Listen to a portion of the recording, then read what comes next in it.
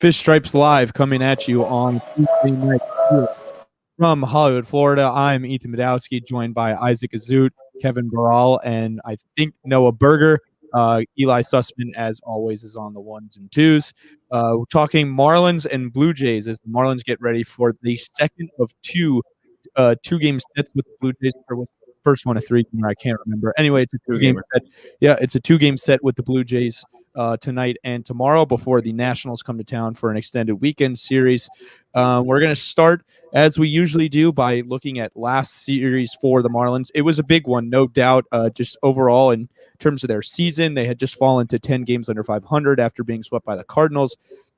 I was there for all three games in Wrigley. It was a tremendous experience, and it was a really tremendous series for the Marlins. As we all know, they took 2 of 3 from the Cubbies, who are still sitting in first place in the National League Central. So that was certainly a huge series for the Marlins, just to kind of keep some hope in this season. Not let it get away from them. And they salvaged 2 games from a 6-game road trip. So let's start. I think the big storyline for all of us was that Duvall just started doing it again, right? So, Isaac, I'll start with you. What did you like about that series as the Marlins take 2 of 3 from the Cubs? The offense showed some initiative for sure. I think they won the game they had to. The Pablo start, I think that was one, they had to win there. They won the first one, surprisingly so, and scoring 10 runs in the first 2 games. Not really sure what happened in that third game. But no, what Duvall was doing was absolutely insane. 4 home runs in 2 games, having good at bats, coming up with a 2-out grand slam was huge. He's just been coming up in those situations, 2 outs, running in scoring position. He's hitting over 300. He really showed up. Hopefully, it continues this series.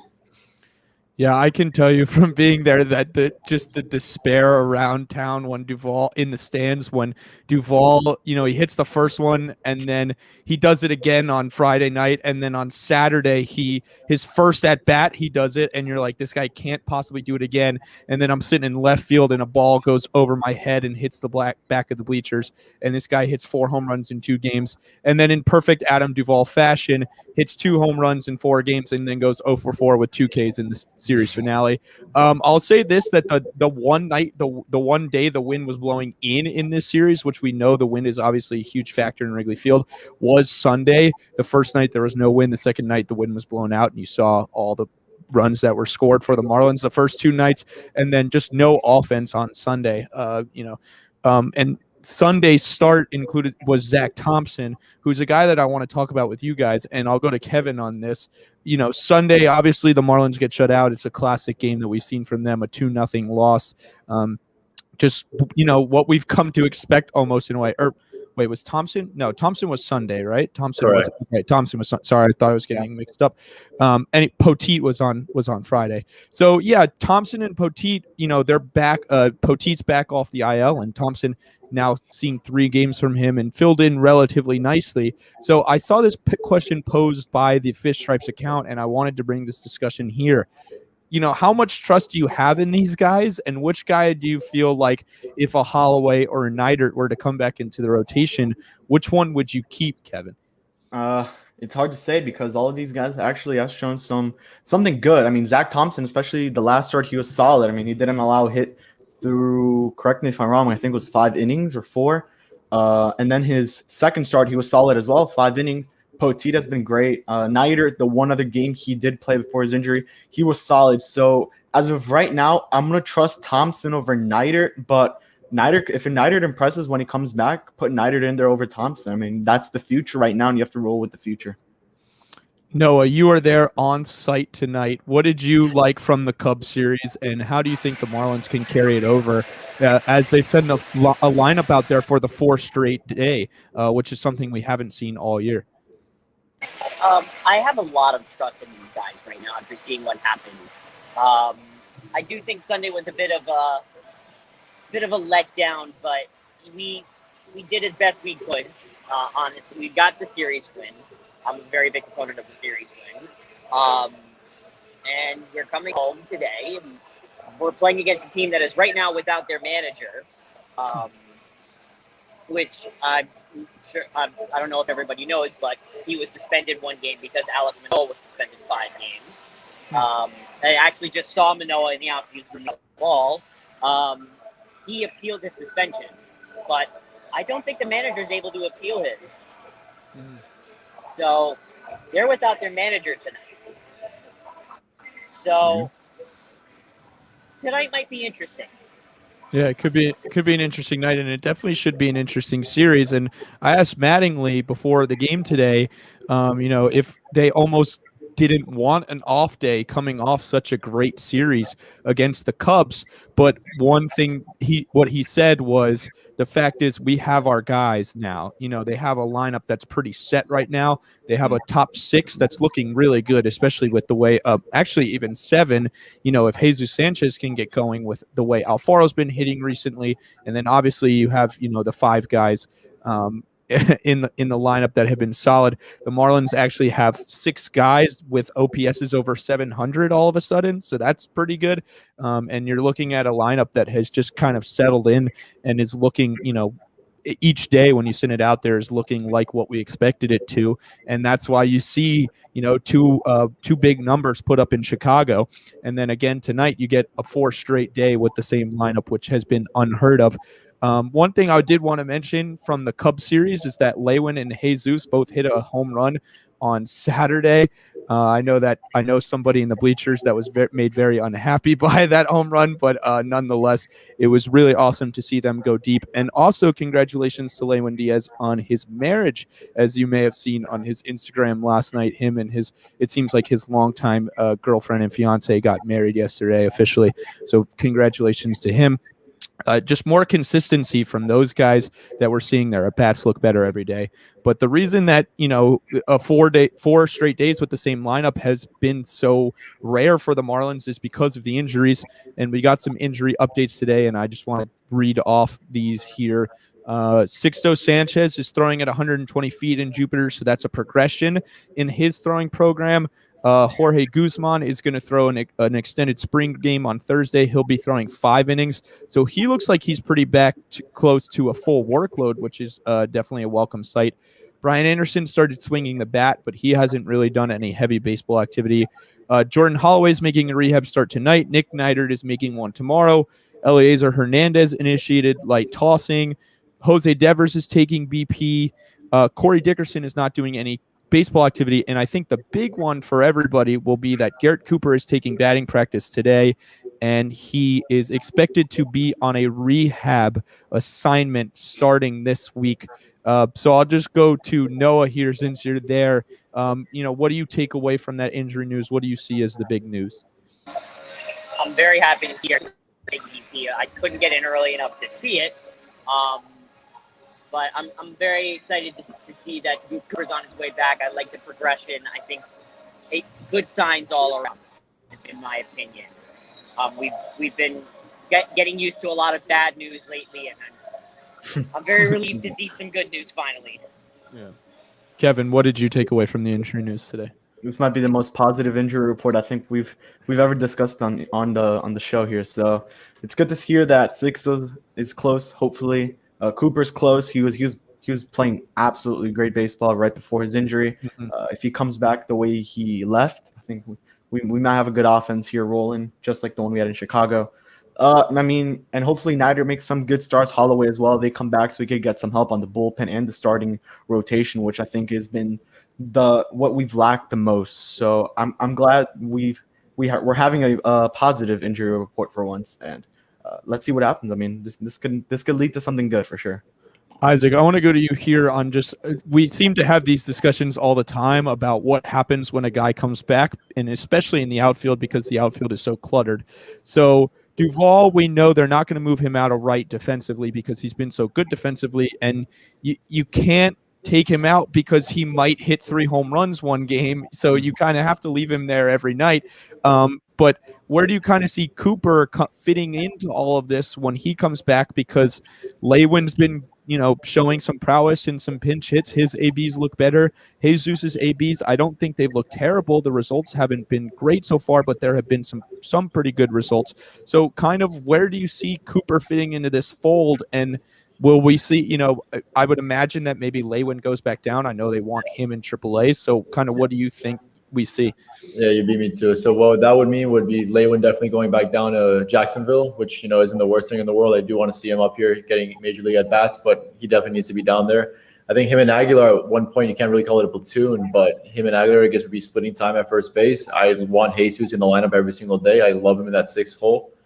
So Cooper coming back, it's gonna have to be there. That 3-men, 2 position again. We're gonna have to rotate, I guess. Go with the hot hand. You want Duvall in the lineup every day, especially after the Chicago series. But Aguilar hasn't looked as great as he was, in May.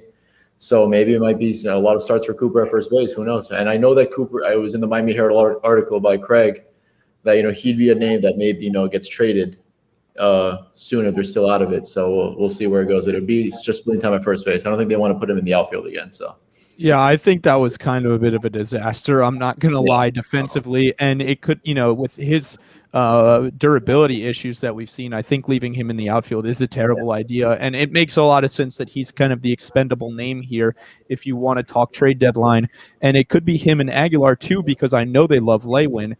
And he's showing that he probably is going to be a solid hitter, and we know about the defense over there. So with Cooper, an AL team, you're telling me an AL team wouldn't love to have that guy. If he's playing in the right ballpark, Craig Mish has always said he's a guy that can hit 40 home runs, playing DH. And he's more likely to play every day if he's DHing and not having to, play the outfields or even first base. So it certainly will be interesting to see what happens with Cooper when he gets back. The Marlins could certainly use him. He's just another solid option to have. But again, it's like you talked about, 3 guys for 2 positions. The next thing I want to get into is you talked about the Craig Mish article that came out today, and Fish Stripes tweeted about it. And it's, as always, this is the hot topic right now, and it's going to be right up until July 31st and certainly into the offseason if he remains on the team, and it's Starling Marte.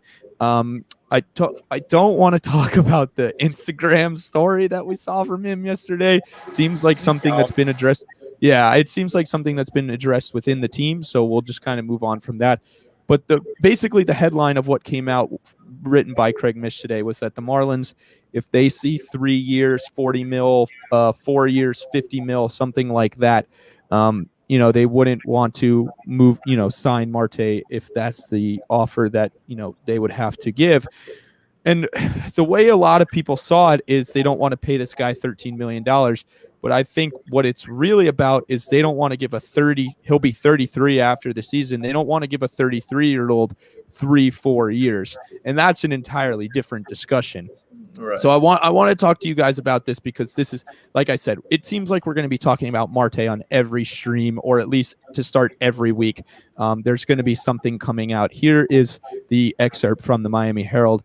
If Marte wants something in the range of 3 years and 40 million or 4 years and 50 million, the expectation is that the Marlins would walk away. I have been the biggest proponent of re-signing Marte, and I think that 3 years and $13 million, they're paying him $12.5 million right now. So I can't imagine that $500,000 would be the difference maker. So when you guys see this news, obviously it's frustrating to see that they wouldn't give him whatever he wants with the way he's been playing. But when you really think about it, it's a big bet to, go all in on a guy that's 33. It doesn't necessarily always pay off. So Isaac, you look like you're itching to go in on this one. So I'm going to go to you. Just your overall thoughts and the overall discussion that it creates for the team. Yeah, like you said, the hope is that it's more about the length rather than the money. Because if, that it makes sense. You don't want to give this guy till he's 37, 36, Center field doesn't age very well. So if they were to offer, 2 years, maybe it's a little bit more than 13 million, maybe 2 years, 30 million even, I would say go for it. Then if you're not out of it in 2 years from now, then treat him at the deadline for that. But I really hope that it's about the length rather than the money, because that for 13 million a year, to me, that's a bit of a bargain for him. Kevin, your thoughts?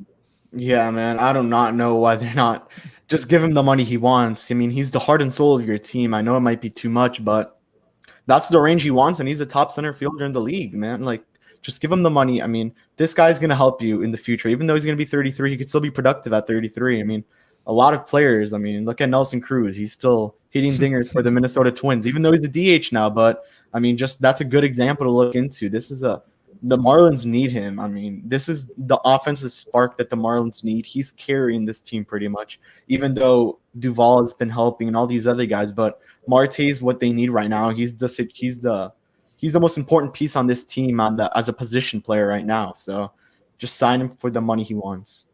Noah, real quick, I saw you got to get out of here. So your thoughts on this, and then your prediction for the series. My thoughts on this is sign Marte for as long as you can for as much money as he wants. I don't care. I give him as much money as he needs. We need him here. That's the beginning end of it. My prediction for this series is if we win the night, it's a sweep. If not, we take one.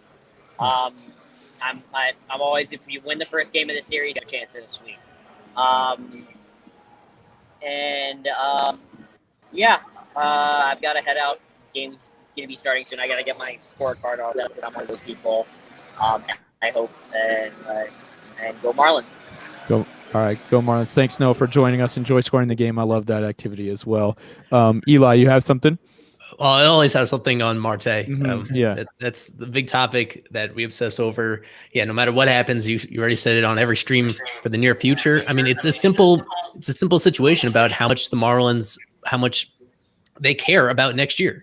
If they care at all about next year and being competitive, then you got to keep them. Just because the lack of alternatives on the market this winter, it's kind of scary. If you go through that free agent list, or even if you think about who could realistically be available via trade without giving up any of your super elite prospects, it's not good. They're in a good position that they have Marte now.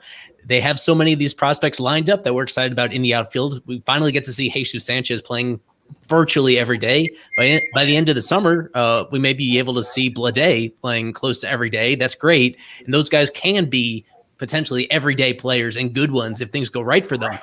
But you can't rely on them reaching their ceilings in 2022 in their first full seasons, right?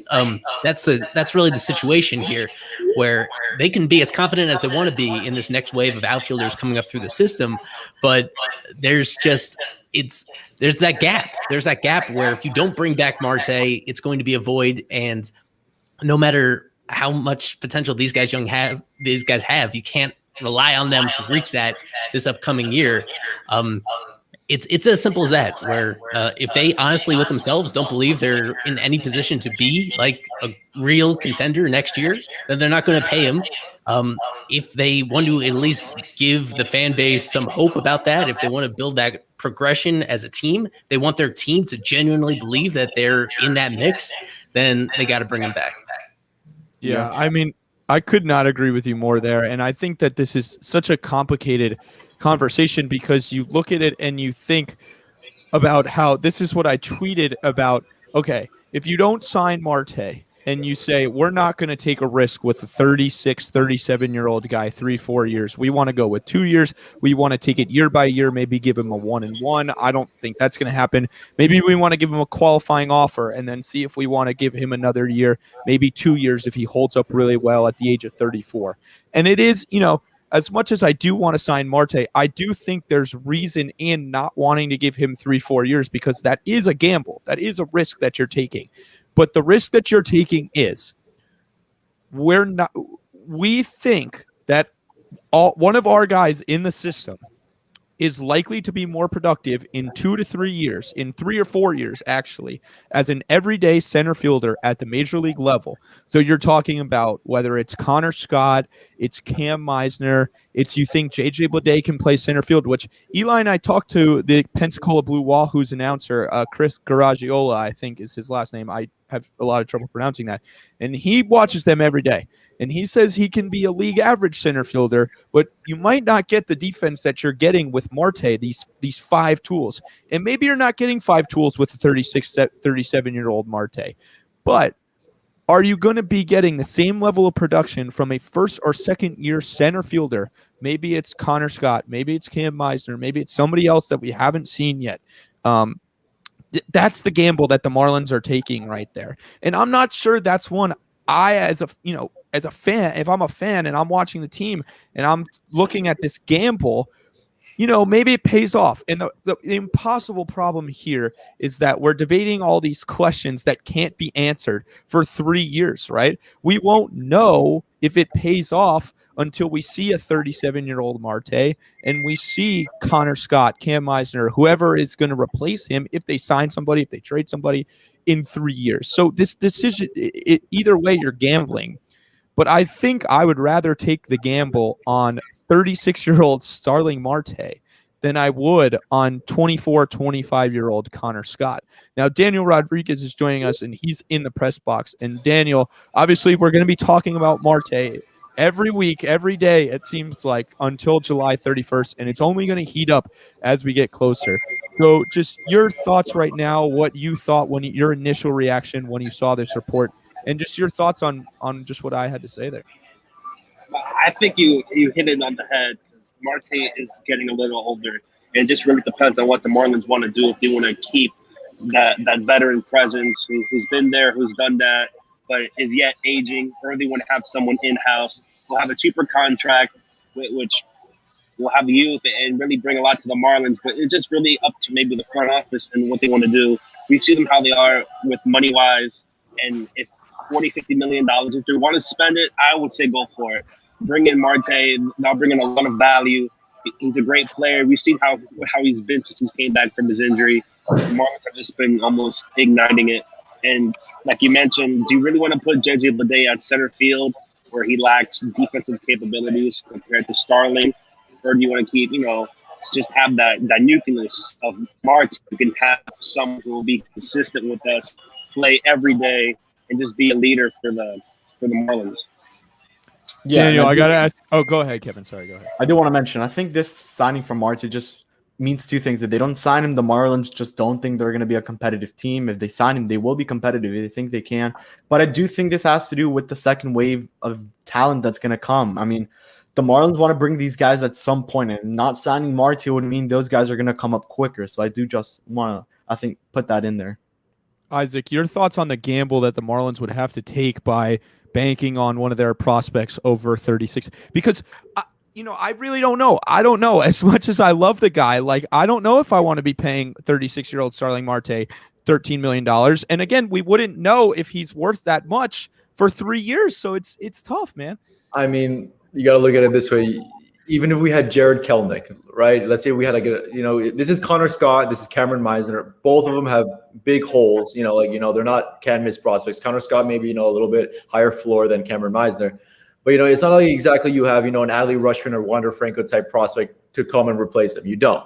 You have a bunch of corner outfielders for sure, but you don't have a center fielder that has the arm range. He's gonna be. He keeps himself in tremendous shape. He's got he's got like a 12-pack, and he's got a cannon of an arm. He hits for power, speed. He does everything. So if I were offered to pay him for 2 or 3 years, I would do it in a heartbeat. Maybe you dangle someone like Connor Scott or Cameron Meisner, see what you can. I know there was their first draft pick, but you got to be a little smart because the hope is that Connor Scott becomes like Starling Marte. You have Starling Marte right there. So if you want to be competitive, which it should be for now, 2021, 2022, you need to be competitive now. Yeah, it's time. So I'm on the boat of you gotta resign the guy. And the other option, go ahead. You still gotta do it. I think the other thing you look at is you could do a 2-for-2-1. You know what I mean? You can give him the 2 years and you say, okay, he's definitely going to be really good for 2 years. And a guy like Scott or a guy like Meisner, they might need 2 years, and Bleday might need 2 years to get up to this level of greatness. I think Bleday is going to be a great player, really great player, but it might take him 2-3 years to get up to his top level where we really think he can be and where he's possibly a replacement for Starling Marte, especially with what we've been seeing recently. I mean, he's been so fantastic. Right. I think if you give him the 2 years, which is, I always said, I like the Michael Brantley deal that the Astros gave the Michael Brantley. Right. To Michael Brantley. They gave him 2 years at $16 million a year. I think that's a great deal. You give him more money, and that's $4 million, $3.5 million more than what you're paying him now. That's the stadium naming rights deal per year. So you've got the money. We know you have the money. We know that you can pay $16 million for Starling Marte. So there's no excuses on that one. If you don't want to give him the 3-4 years, that's fine. That I can actually kind of understand. But if you want to give him the $16 million in over 2 years and then reevaluate, then say, okay, maybe we bring him back for a year. Maybe this guy's ready and we're ready to go. This guy, whatever. Fine. But and I think he would, based on what we know about him and based on what, has been reported, I think he would take the 2 years. I don't think that he, I even think that if they give him 1 year, $20 million in a qualifying offer, I wouldn't be surprised if he takes that and he just takes it year by year. I wouldn't be surprised if he stays here. I think the only way he's not on the team next year is if somebody comes in like a Yankees, a Dodgers, or somebody with big money and offers him money he can't refuse, money that the Marlins can't match. And if that happens, so be it. If he's getting paid $20 million over for 4 years, so be it. Let him, you know what I mean? So that's kind of the thing. But I think the only way he's not on the team next year is if they trade him. And with every loss, they get closer and closer. You can get creative, maybe a 2-year deal with a mutual option for the third, or something like that. There's a lot of ways you can handle even a 1-year deal with him, like Miguel Rojas's extension. It was a 1 year with a pending option for the second year. So there's a lot of ways you can handle it. It's a crazy situation, and like I said, we'll be talking about it. We could talk about it for hours. We could spend the rest of the stream on it, and I'm certain we'll be talking about it on future streams here. But this is a stream about the Blue Jays series, so I want to get to the Blue Jays series. And I think the most important bit of news that came out before this series is that the ice cream machine in the press box is working once again. Daniel Rodriguez, I'll be there tomorrow night to try it out. I cannot wait. Worth it? Awesome. What's the update from the park? Well, the lines haven't started yet, but I'm looking around and it looks like it's just the most highly anticipated thing the Marlins have seen in quite a while. They have chocolate, vanilla, swirl. I put a poll up. I'm going to let you guys choose it. Marlins community, whatever you want. They have Jimmy, sprinkles, Oreo. Do they have baseball helmets? I don't think so. I saw flat, just regular cups, but they do have a buffet, barbecue chicken, macaroni and cheese. Amazing. They have the soda working. I don't know. I'm going to spend more time watching the game, or I'm going to be eating out here with the rest of the reporters. The whole reporter row might be pretty empty by the time first pitch comes. I think that depends a lot on how the game goes and what we see from the Marlins. And let's just jump right into it in terms of what we think we'll be seeing from the Marlins. Let's take a look at what the Blue Jays are doing coming into this series. They're 35-35 right now. They're sitting at 4th in the AL East. It's a highly, highly competitive American League East. I mean, if you're sitting in 4th place in your division and you're at 500 and you have one of the best offenses in the league like the Blue Jays do, it just goes to show how competitive a division it is. They took the last 2 from the Orioles after losing the first one, so they took 2 of 3 from the Orioles, and that came on the back end of 5 straight losses. They're actually not playing the best ball coming into this Marlins series. They're 4-6 in their last 10, and they're 8-10 in the month of June. So they're playing slightly below 500 baseball. They have a 4.12 staff ERA. That's 15th best in baseball. 4.01 bullpen ERA, 14th in baseball. Obviously, their big money free agent signing, Kirby Yates, in the bullpen is out for the year with Tommy John surgery, so you won't be seeing him. We've seen the Blue Jays already this year. You won't see Robbie Ray. You won't see Hyunjin Ryu. Robbie Ray, a little suspicious that this guy's pumping 98 all of a sudden. We saw him last time the Marlins played the Blue Jays, but we won't see him tonight, and you won't see Hyunjin Ryu either. But what you will see is one of the best offenses in baseball. You're looking at a 773 team OPS. That's 2nd in all of baseball. A 110 weighted runs created plus. That's 4th in all of baseball. I looked it up. Vlad, Bo Bichette, Semien, Teoscar Hernandez all have OPSs over 800. They've got a couple other great hitters as well. They've gotten good production from the catcher spot. Kevin Biggio is obviously a great player. But really, when you talk about the Blue Jays and their offense, you talk about Vladimir Guerrero Jr., who is having an MVP season, hitting .337, 440 on-base percentage, .671 slug. That's good for a 1.1111 Wait, 1-1-1-1. Sorry, OPS and 196 weighted runs created plus 23 home runs. He's tied for the lead with Shohei Ohtani. He's been an MVP candidate. He's been arguably the best hitter in baseball all year.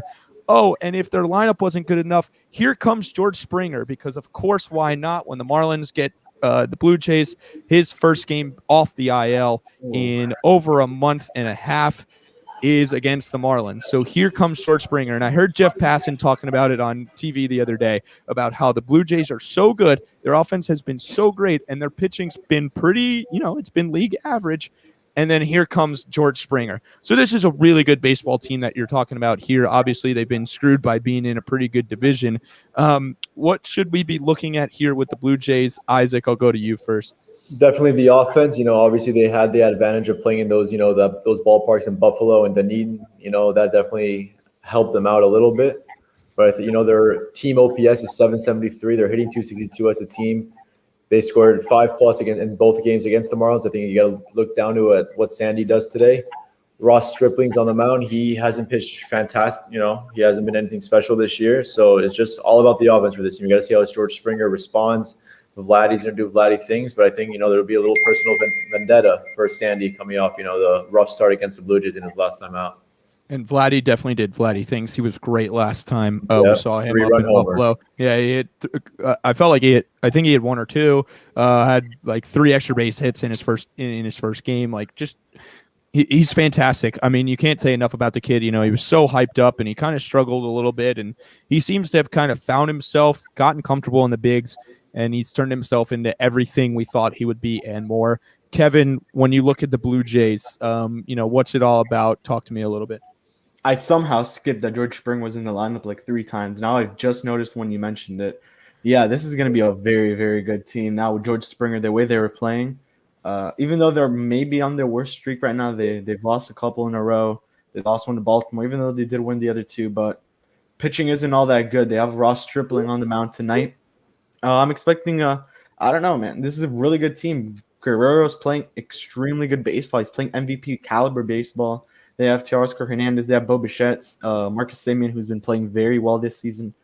This is going to be an interesting game tonight, especially with George Springer. We're going to see how he comes back. It's his first game back, so he may be a little rusty. That's the only bright side about this for the Marlins.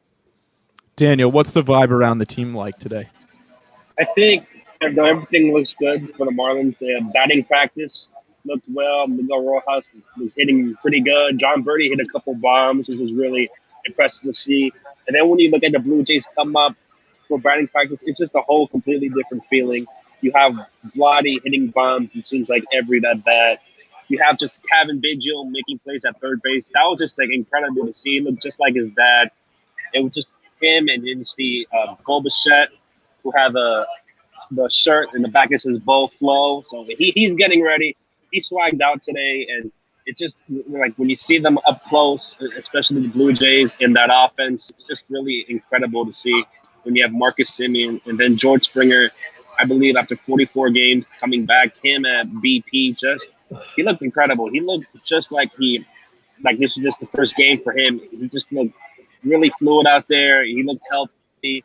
And it's going to be a tough opponent for Miami, especially the Blue Jays. I feel like they have just a ton of energy today, especially with George Springer back. It feels like the Blue Jays are getting ready for maybe a little run in the AL East, and hopefully the Marlins can just calm down that offense, especially with Springer coming back tonight. And like we spoke about earlier, actually, Ethan, about the Marlins lineup today, how it's looking, a little bit more full. With Alfaro and Birdie, we used to have a huge hole in Score and Isan at 7 and 8. Yeah. Alfaro and Birdie are hitting the ball extremely well. Yeah. 1 through 6, Jesus, Duvall, Marte, the lineup, 1 through 8, which, we haven't been able to say many times this year. 1 through 8, every single one will put up a good at bat. Hopefully Jesus cuts down on the enormous swings he takes. But for the most part, Birdie, line drives, he's not hitting so many ground balls like he was at a record rate. And Alfaro is playing his tail off. So it should be a fun couple of games for sure. Yeah. One thing I want to mention about Jesus is in that series in Wrigley, when he just kind of takes it, it's like jazz. When he just kind of takes it easy and just kind of lets it come to him, when when he took that pitch to the opposite field, it was probably the easiest swing it seemed like he took all weekend. When he does that and just kind of shortens up, the kid's a stud, and we know about what can happen when he puts the pad on the ball. So he's just got to get the bat there. Alfaro, it felt like he was really dangerous in that Cubbies series. Everything was up the middle, a lot of singles up the middle and some stuff the other way. It was nice to see Miggy Rowe, and Birdie was hitting the ball hard. Seeing it up close and personal, like those balls were hit hard. Jazz actually, if the wind's blowing out on Sunday, I'm telling you, Jazz hits a home run in that his second at bat. I think he had one that just kind of like died out to right field. I was very surprised that it looked like a really good swing off the bat. But with the Blue Jays, I just want to wrap up on the Blue Jays, and then we'll go to the Marlins because I do want to talk about the good ball that they've been playing recently. It feels like we said before the year, if this team can get average to good pitching, if the pitching can just be not terrible, the team would be really good. And with Springer coming back, I mean, this is a tough look for the Marlins. But the good news is you get two of your guys in both of these games, which is obviously huge. Anytime, we talk about the Marlins, if you can get two of your guys in a 3-game set, or if you can get 3 of your guys in a 4-game set, that's really good. Now you're getting 2 of your guys in a 2-game set, and they don't have a starter announced tomorrow. So that could be a bullpen game, and their bullpen has been pretty average. So I want to talk with you guys just about what we should expect from the Marlins after a really good series in Chicago. And like you said, Isaac, Birdie's getting going. Alfaro, I mean, how big is it? If, we talked all year when the catching was struggling so much, and we talked all off season as well about if they can get a good year from Alfaro, how much that can help the offense, how much of a boost that can provide to the offense. And like I said, all of a sudden you're looking at 6 guys OPSing over 700 with Rojas back, with Alfaro playing well, Jazz struggling a little bit, but still getting his hits here and there. I think he had, a hit 2 of the 3 games in Chicago. So just an overall, the Marlins have been playing pretty well recently. Even, obviously that St. Louis series was a struggle, but you kind of look at it and you say, when you have Miggy Rowe back and you look at the lineup today, and it is a 1-8 lineup finally. And it feels like it's one of the first times this year we're finally looking at a 1-8 lineup. Daniel, your thoughts? Well, the lineup for Miami does look pretty good. I'm just really hoping that at the pitching wise, really just shut down the Blue Jays offense, because that's going to be the number one priority for these 2 games, shutting down guys Vladdy, Boba, guys like that, Marcus Semien, and especially the X factor will be George Springer. I think these 2 games are really going to depend on just how he plays. If he just goes off, then it's going to be tough for the Marlins. But if he struggles a little bit coming back, I think the Marlins could take these 2 games probably with ease and maybe sweep the Blue Jays here in Miami. But it really just depends on maybe him, but mostly the pitching. And the lineup for the Marlins has just been so good as of late. You mentioned Alfaro, Birdie, Duvall have just been hitting home runs, it seems like, every game this past weekend.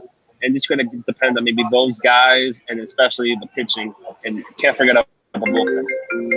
Yeah, you want to talk about how could you set up any better for a 2-game series than Sandy Alcantara and Trevor Rogers tomorrow night. Kevin, like, it's going to be all about if the Marlins can, if these 2 guys can kind of shut down this lineup. Yeah. Yeah, I mean, it's been the talk of the season. Alcantara, Rogers, these guys have just been outstanding for the Marlins. Sandy's been a little bit struggling lately, but besides that, I think tonight is the night to really prove that Sandy's the guy. Even though I think it's been proven he is the guy, it's going to show it even more. This is a good lineup the Marlins are facing tonight. And when it comes to the offense, if the offense could get it going like they did in Chicago, this team could for sure not just sweep them tonight, but for sure make a run to go over 500 in the standings. And with Trevor's Trevor. I mean, an NL Rookie of the Year. That's how I'm going to say it at this point. He's the NL Rookie of the Year. He deserves it. He's been playing outstanding for the Miami Marlins. There's just no way this guy can mess it up at this point. He's having a good season. His ERA is still under 2. It's 1.87 right now. This is one of the best pitchers in the NL East. Not even the NL East, and the National League in general. So it's gonna be a good 2 games for the Marlins, and we'll just see what happens. But this young Marlins team, I think, could take on the Blue Jays easily. Yeah, I just want to give an update on the numbers here. As we get into late June, actually. Trevor, like you said, Kevin, 1.87 ERA, 2.5 FIP. So you're looking at the fact that that's really a sustainable ERA. Like it's not far off from what is expected.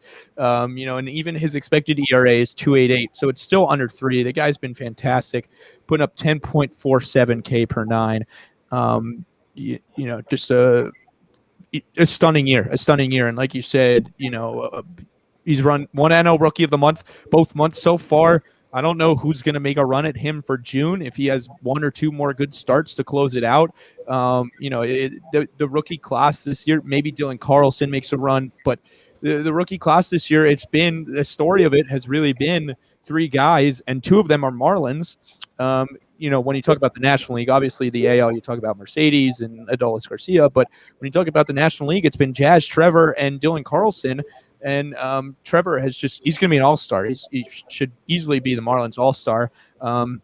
If the Marlins don't have more than one all-star, which really, when you look at it, they could, but They will. It's a popularity contest, so obviously they won't. But and then you look at Sandy, 3.09 ERA, 3.335 FIP.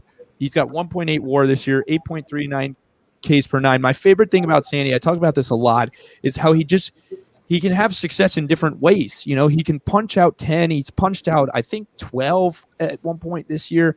Let me look at the game log. What's his high strikeouts? He went 10 earlier this year. That was his high. So he can get up towards double digits. He can work 8 or 9, 10 strikeouts, but he can also pitch a Maddox. And that's the thing I love about this guy is he's so effective no matter what, you know what I mean? In so many different ways, where he's not a one-dimensional pitcher. He's not a guy that's just going to ring everybody up or he's going to get a ton of ground balls. He can do both.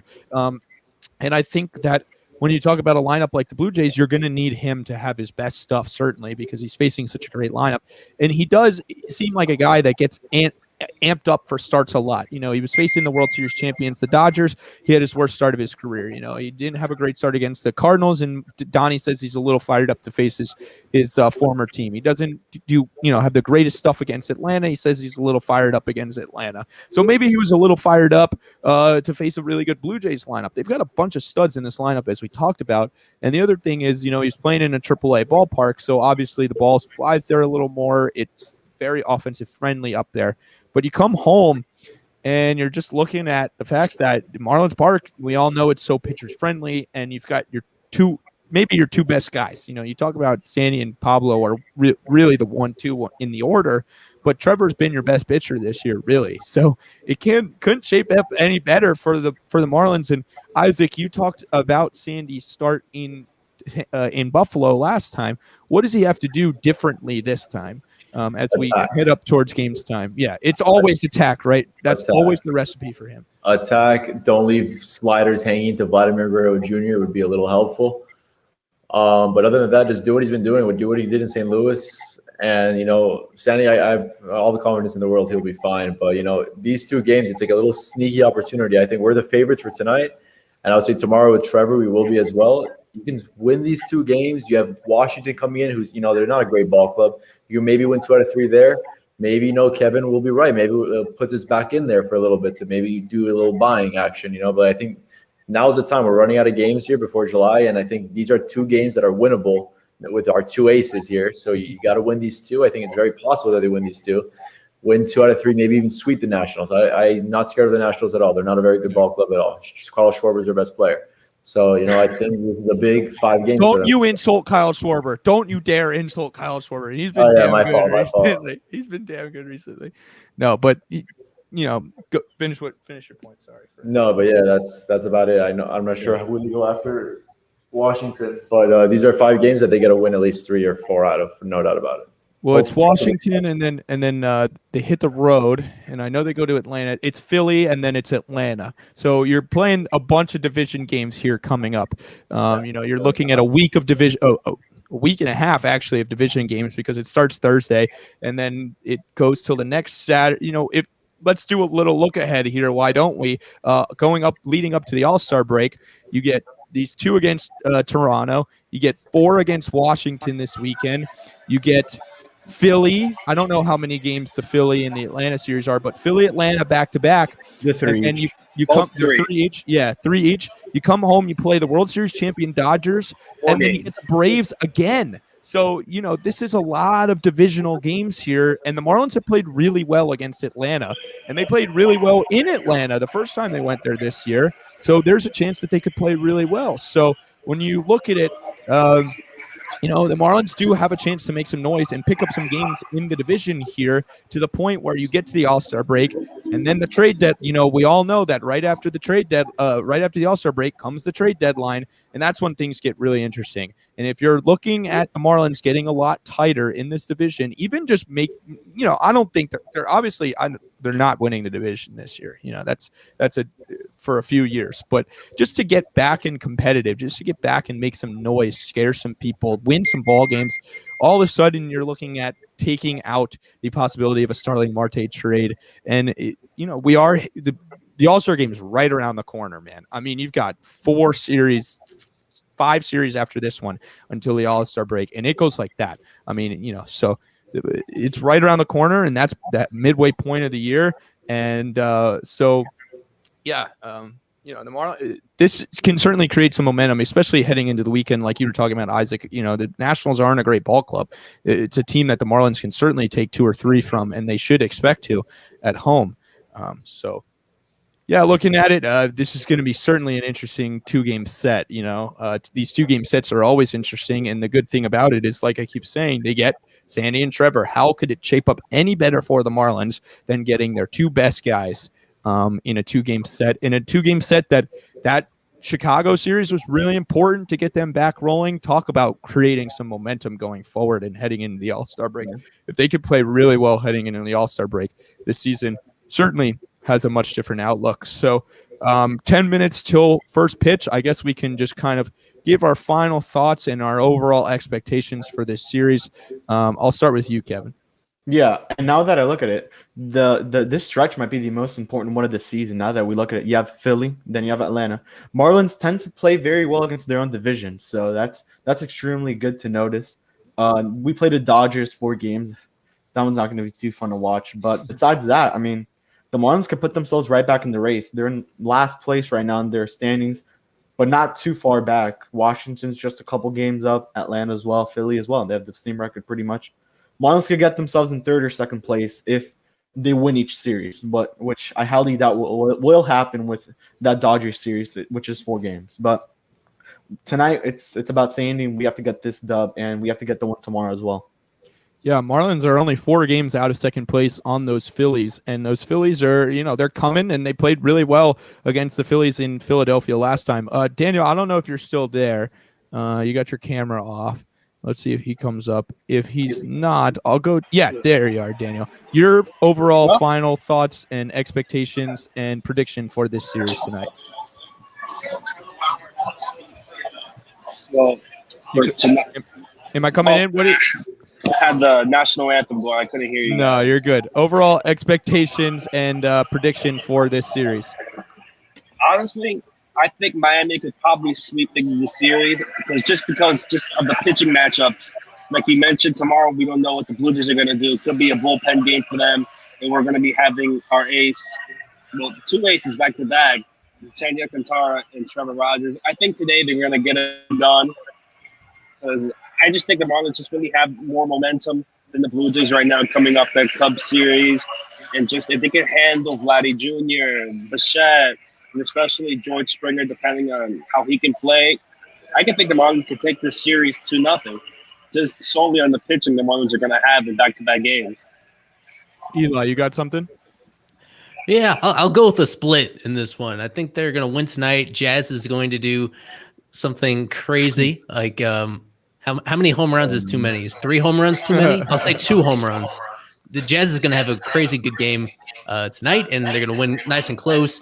But I think game 2 is going to be kind of lopsided. That Trevor might have his worst start of the season, which isn't saying much because even when he's bad, it's pretty solid. But I'd go with a split there. Isaac. These are two winnable games. They're going to win these 2, I think. And I don't think Trevor's going to struggle. I know it's a right-handed heavy, great lineup, which could go either way. You could either get racked or he'll keep us in the ball game. And I think he'll do the latter. So I think we win these 2 games pretty comfortably, actually. I think tonight's actually going to be a close game. And then I think tomorrow we win and we take the series. Let's take a look at this lineup. Yeah, righty Semien, righty Bichette, righty Guerrero, righty Hernandez, righty Springer. Springer's hitting 5th. Lefty Biggio, righty Gurriel. Their catcher is lefty, I think, and then Stripling. Yeah, these are 2 winnable ball games just because of the, usually I wouldn't say the Marlins have a really great chance to take 2 here, but with the way the pitching matchup works out, the fact that we don't have to see Ryu and the Marlins always struggle with soft tossing lefties, and you don't have to see Ray, who's been really good for some reason. Somebody might want to check that out. But the fact that you see Stripling and then, maybe a bullpen game tomorrow, we don't know what's going to happen with that one. You're looking at a very winnable series with Sandy and Trevor on the mound. So Trevor, yeah, this is going to be a huge challenge for him. This is a great lineup. It's going to be a big challenge for Sandy too. Obviously, we saw what happened when he was, when he pitched up in Buffalo, but this is a much different setting that you're seeing for him in Miami. So I think overall, hopefully the Marlins offense can keep it going a little bit. They have a good. One thing we have to talk about is the fact that they have a good opportunity. Like, you got to win tomorrow's game with Trevor on the mound and, a TBA right next to him. You got to win tomorrow's game. Yeah. So you got to take at least 1 or 2 here. Predictions, whatever, but I think that overall it's going to, obviously, as usual, comes down to the pitching for the Marlins, and it's setting up really nicely for them with these pitching matchups. Overall, 2 games from the Blue Jays. I will be there tomorrow night, certainly going ham on that ice cream machine. But looking forward to seeing what the Marlins have, how they can follow up that big series in Wrigley. It was awesome. It was a great weekend. If you've never been, you have to go. It's a must. It doesn't matter what team you root for. It doesn't matter where you're from. Go to Wrigley Field. You will have the most incredible time if you love baseball. Could not recommend it enough. But also go to Lone Depot Park and watch the Marlins if you love baseball. And hopefully we'll see some good baseball here the next 2 nights the Marlins could use to keep the momentum going, heading into a big stretch of divisional play. For Isaac, for Noah earlier, for Daniel, for Kevin, for Eli on the decks, I am Ethan Medowski. Enjoy the game tonight. Enjoy the series. We will talk to you guys on Friday.